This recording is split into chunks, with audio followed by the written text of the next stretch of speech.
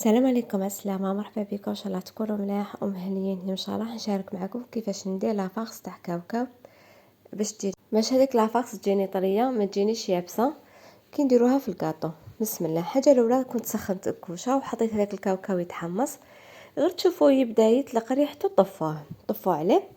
بديت نرحي فيه. هنا نرحي بكميه صغيره، ما نرحيش بكميه كبيره، ولازم نرحيه يكون سخون ما يكونش بارد، خاطر الا رحيتوه بارد حيطلق لكم الزيت تاعو، ولا رحيتو بزاف ما يترحى لكمش رقيق.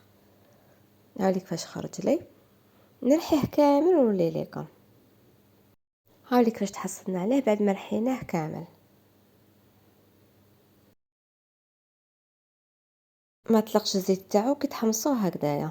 حاجه الاولى في كاسرونه حطيت 250 غرام تاع السكر، نضيف لها 250 ملل تاع ماء الزهر، حطيت 25 غرام تاع زبده ورشه تاع الملح ومغرفه كبيره تاع لافاني.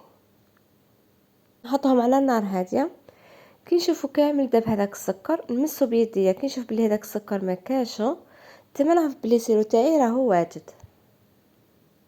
هنا شوفوا ما خليتوش يغلي خياتي، ما تخلوش يغلي، تحطوه على نار هاديه.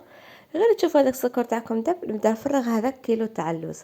مقادير عطيتهم لكم، قيس كيلو تاع اللوز. حبيتوا تقسموا الكميه، الا كان عندكم رطل تاع كاوكاو قسموا السكر مع الماء الزهر مع الماء الزهر. انا راني فرغت هذاك اللوز ونبدا نخلط. نكمل اللي بقالي جيني كيلو سواسوا، نخلطهم مليح حتى يشرب لي كامل هذاك الماء.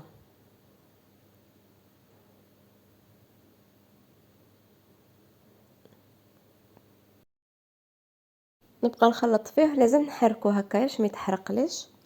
ها راهو واجد. دوك نحفرغو في غسيبيان هذا وضفت له قشور تاع القارص. نتوما حبيتو تضيفوا قشور تاع القارص واش حبيتو ديروا.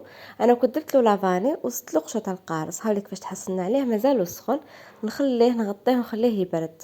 تقدروا توجدوه ليله كامله. انا خدمته خليته غير برد بديت نخدم. هذه الطريقه اللي نحضر بها انا العقده تاع الكاوكاو، ماشي يجيكم يابس الكاطو. يعطيكم صحه اللي تبعتوني. نتلاقاو ان شاء الله مع وصفه واحده اخرى. بسلامه، السلام عليكم.